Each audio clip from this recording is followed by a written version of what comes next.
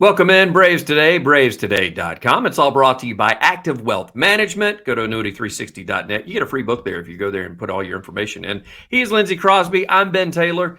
Ask and you shall receive. We told you guys we wanted you to give us names because you get to play GM just like we do. And since we have the microphones and you don't, we thought we would regurgitate some of those names. And I'm going to give you three names, Lindsay, that keep coming up. And I like the names. I like the idea. I don't know how much investigation maybe some of our listeners went into seeing who's doing what and where they are in their contracts and all that kind of stuff before they threw these out. But they're great names. And the three names are, and I'll let you decide what order you want to go in these. Bryce Miller from Seattle is number one. Number two is Tyler Glasnow, Tampa pitcher. I can't remember if we faced him when we played Tampa or not. I think we did. I can't remember if we did or not. And then he looked real familiar. Like I recognized the mullet whenever we were pulling up information on him. So I was like, I think we may have faced him. And then the other one, which is a neat name because also has a mullet. Boy, we could be full of hair if we get a lot of these guys. And the other one is Corbin Burnes from Milwaukee. And those are all fine names. However, there are some issues that come with each and every one of them as far as being able to get them. Now, I will say before you go into in depth of which one you want to cover, everybody wants to give up Grissom for one of these guys. So the one on the I will say, Vaughn, you are on the chopping block when it comes to our fans. I'm sorry, but you're the one name that keeps coming up. They're like, give them Grissom and bring this pitcher in. And it's just not that easy, though. Yeah. So on the Vaughn note, we wrote this up just recently on the site about Vaughn Grissom's never going to have a higher trade value than he does right now. Right. Atlanta deliberately kept him in the infield in the minors all year. He had a good offensive year in Gwinnett. He's shown at the major league level he doesn't look overwhelmed, but defensively we know he's probably not going to be a shortstop at the major league level. Going forward, if you want him into your lineup in Atlanta, you have to move his position. You probably have to move him off the dirt, and that makes him less valuable. So right now is the pinnacle of his trade value. And you either convert him to a left fielder and put him out there with Rosario, or you trade him. So that makes sense. Let's go with Glasnow first, because I do remember he did face Atlanta. It was a 2-1 Braves victory, so he took a hard luck loss here. He went 5 2/3 innings with 2 hits and 1 earned run allowed and got a loss. 1 walk, 8 strikeouts. He gave up a home run. That was the margin on a 2-1 victory by Atlanta. Wow. So tough luck loss here. But I wrote this up a couple weeks ago. I think of the 3 names, this one's the most likely to happen simply because of the money, right? So his salary in 2023 was $5.35 million or so. He was going into his final year of arbitration. He was coming off of an injury. So they signed him to a 2-year deal that had a much higher figure in 2024. In this case, $25 million. And so the thought process behind them trading Tyler Glasnow, who had a good, he went 10-7 with a 3.5 ERA and 162 strikeouts in 20 innings. It would have been the second highest strikeout rate of any pitcher on Atlanta's roster behind Spencer Strider. It would have also been the second best walk rate on Atlanta's roster, again behind Spencer Strider. So it was a really good year. But that money is why they would think about trading him. It's something where he's got so much, he has such a large percentage of their payroll that they either have to get rid of a bunch of guys or they got to trade him. Yeah. There's some risks here. He just returned from Tommy John surgery. He had like an oblique issue, a back issue later in the year. So you're betting on him staying healthy for a second straight year. It's a $5 million upgrade over what you would be paying Charlie Morton, which that's kind of where the market is now. So $25 million is not going to be ridiculous for a guy that can start a playoff game. The big question is he going to be healthy? And then the compensation, that's also where you have a little bit of an issue because Tampa Bay is full of young position player prospects in the outfield, in the infield. Vaughn Grissom's not a super attractive trade chip to them. They have guys who can do everything he does and better. Like Curtis Mead is Vaughn Grissom, but with more major league experience, more power. And so you're going to have to give up a pitcher, probably a young one, probably somebody who's not on the 40-man roster, unless you give them an MLB-ready guy like a Jared Schuster or whatever. And so financially, it's a little bit more than you're paying Morton. The trade compensation, you're not going to get a ton out of Grissom in that deal simply because they don't value his type of profile. They've got plenty of guys like that already, and Slavas Basabe, Curtis Mead, all those kind of guys. So I like the fit of Glasnow in Atlanta, allowing a 1-year deal or finishing up his 1-year deal, see if you can make it work, provided he's healthy. But I'm curious to see what you'd have to give up to make it happen. You said the word health. This is what sticks out in my mind. This past year, he did have 21 games that he pitched in. Mm-hmm. He has had less than 15 games he pitched in every other year except 2018, where he pitched in 34 games. And he also had a 4.34 ERA in 2018. Every other, and most years, single digits because of stuff that has hindered him. 2 games in 2022, 7 games in 2016. Then you're talking about 11 games in 2020, 11 in 2018. Like, he clearly is not putting forth a full year for you, except for 2018 and this past year. So that's a concern in my mind when it comes to signing a guy like this for that kind of money, because even the 40-year-old Morton's given us more games than that. Yeah, like he has to be healthy for that $25 million to make sense, right? And even this most recent year, yes, he started 21 games. He only pitched 120 innings. Yeah. And like we just saw Atlanta deal with that, with having so many pitchers that miss time. And so, I mean, he has, in 8 years of major league service time, he has a grand total of 530 innings, which, spoiler alert, that is an average of, I mean, not a lot per season. That doesn't necessarily help you. Like, having $25 million on the sidelines does not help you if you're Atlanta. The goal here is to have good pitching for the postseason, and he doesn't do that if he's hurt. So, like, it's a big risk, right? Yeah. Now, if it works, it's gonna really work. He's gonna be a really good pitcher. It has to work, though, and that's the question: is it going to work? And with the history of, listen, fans that are listening to this, you have complained all year about the injured pitchers that Atlanta had and the things that they had to deal with this past year, and yet this is a name that you throw out. Great talent, however, this is a guy that could fall right into that category of being in and out all season long. Nothing against him. I mean, a lot of the things he probably can't help. I mean, the Tommy John thing that he had to have. I mean, he's had some other issues. So back oblique. Bad oblique. So Glasnow's a great name. Appreciate you guys thinking of that one. Another one. Do you want to go Miller or Burns next? One of the other ones that they talked about. Burns is probably going to be quick. I mean, who would not want Corbin Burnes on their team, right? Oh my goodness. It's three-time All-Star, Cy Young winner in 2021. Last year was a down year, and he pitched 193 innings with a 3.39 ERA, and that was a bad year. That was his worst year the last 4 years.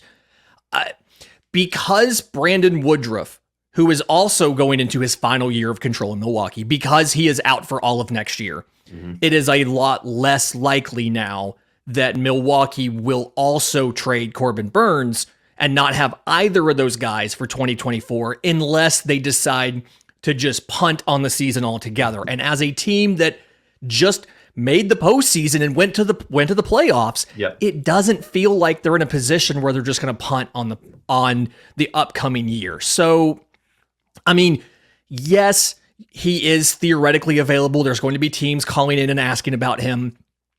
I do think it would be tough to beat the Dodgers to get him, simply because the Dodgers have one of the best farm systems in baseball and an obvious need in the rotation to add a guy like that.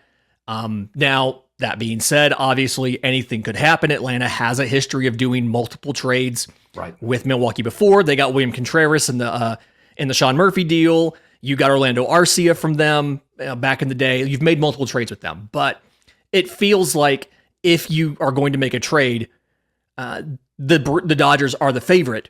And then two, if you do trade for him, you have him for 1 year of control, and then he goes to free agency. And so you've run the risk of, you've built your rotation around Fried and Corbin Burnes in 2024, and then you could lose two of them in free agency, and you have Spencer Strider, and you're in the same boat 1 year later, but you also traded away significant assets out of your farm system to make it happen. So I'm less expecting them to actually trade him simply because of their situation and their loss of pitching. But even if they do, I just don't know if Atlanta can beat the Dodgers for an appealing package for him. It's going to be tough. I mean, with what the Dodgers have in there, and not to mention the Southern California weather, the Dodgers are known success, and they have. He's from California. That's right. He's also from California. That's as much as we talk about guys that want to move back to the Southeast to play for Atlanta.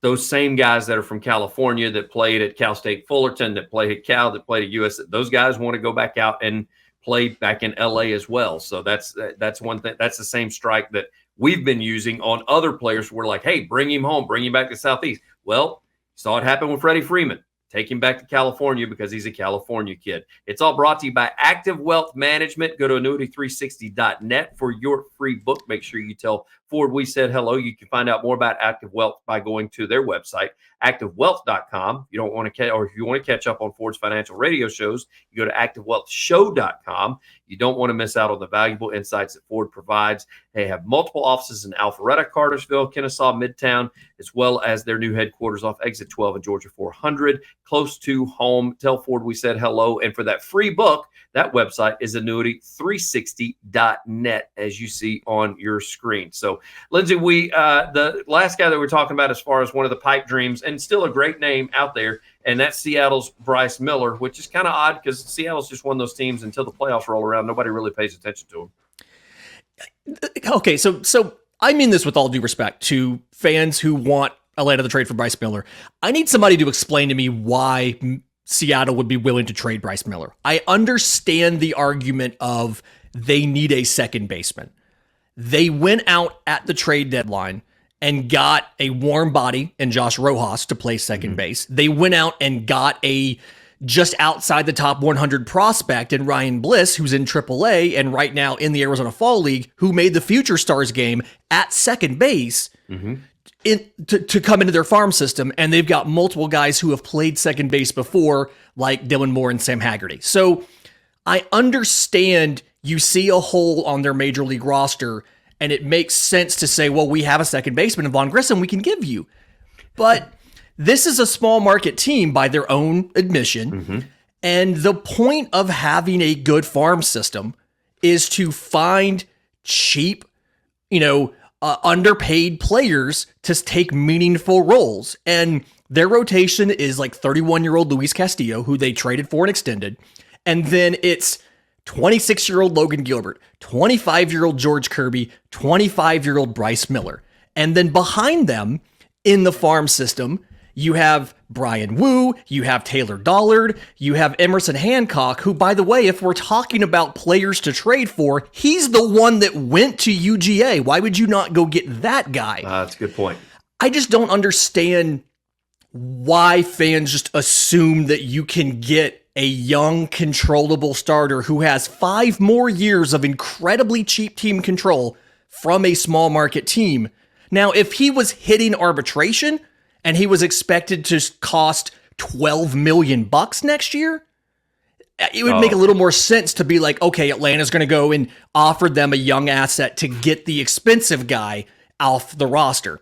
He's going to make under $1 million next year and under $1 million the year after. That's not the type of player a team is excited about trading away, especially a team that came very close to making the postseason and just barely missed it. Like, that's not the type of player they move unless they're getting a ridiculously stupid package.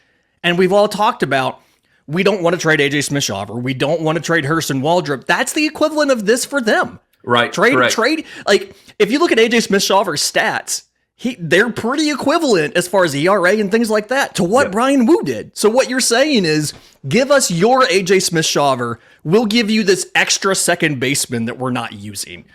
It doesn't make sense to me. And I understand the idea of, yes, let's go get that young controllable starter. That's not how this works.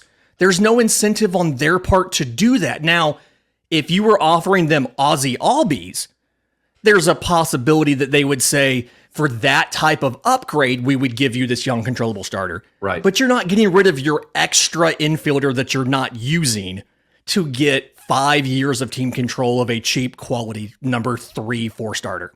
It doesn't make sense on their perspective to do that. No, it doesn't. And it honestly, if you look at it from Atlanta's perspective, it doesn't make a lot of sense. And the one reason being is because he's only got the 1 year under his belt. Now, he had a great year. I mean, 119 strikeouts. I mean, ERA a little over 4, but still something that he could get worse. He could get some bad habits. He could get worse, not better. Now, he's strong, but do you want, because you just said it, let's just play probables here. If you trade for him, you're going to have to, for a guy that's making less than $1 million, they're going to want Grissom, they're going to want Smith-Shawver, and they're probably going to want another pitcher of some sort from Atlanta. Mm-hmm. They're going to want 2 pitchers to replace him and that second baseman that you're talking about. And who knows if they'll even keep Grissom. They may use him and his hot commodity to do something else with him. I don't know. So it is as hot as the name seems. It's just not one that you probably need to take a huge chance on, because you're going to have to, no pun intended, give away the farm in order to get him. And you're talking about a guy that's making less than $1 million. So do you want to do that right away? The whole thing here is, from their perspective, it doesn't make sense. And so, like, availability of a guy in trade is a big deal too. It's not just can you match up your farm system to their needs. It's availability. Now, if you were going and offering to take a different, like Marco Gonzalez, they've got all these young pitchers. They need to do something with Marco Gonzalez. Maybe they would make that deal and they would give you their number 5 starter for Vaughn Grissom. It just doesn't make sense for them to make that deal. Jerry Dipoto would get run out of town. He already got ran out of town. Yes. Because they didn't do more. And then to trade away one of these young pitchers when he said we didn't want to give up one of these young pitchers to go get a bigger name at the deadline. It just doesn't track. It doesn't make sense. And we saw from Atlanta this year, like, you can never have enough quality starting pitching. Yes. So there's no incentive for them to do this unless, again, they're getting an Ozzie Albies versus getting a Vaughn Grissom. We talked about Fried. Tune in next pod. We'll talk a little bit more about Fried, and we'll tell you why. That's going to be coming up. This one's been brought to you by Active Wealth Management. Go to annuity360.net for your free book. I'm Ben Taylor. He's Lindsay Crosby. Lindsay, as always, thank you, sir. Thanks, buddy.